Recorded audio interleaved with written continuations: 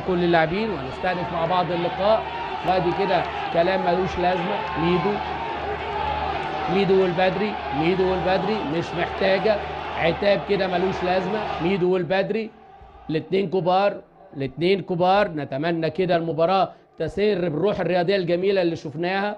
ادي الاعتراضات، معرفش فيه ايه، بيعترضوا على ايه، يمكن علشان اللعبه عبد الله كان واقع فيها.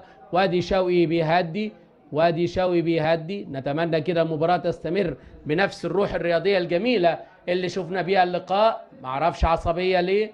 عبد الله كان واقع في الارض وكانت فرد. ادي عبد الله قام وكانت فرقه دجله استأنفت اللقاء، لكن حكم اللقاء طلعوها وخلاص وهنستأنف. ادي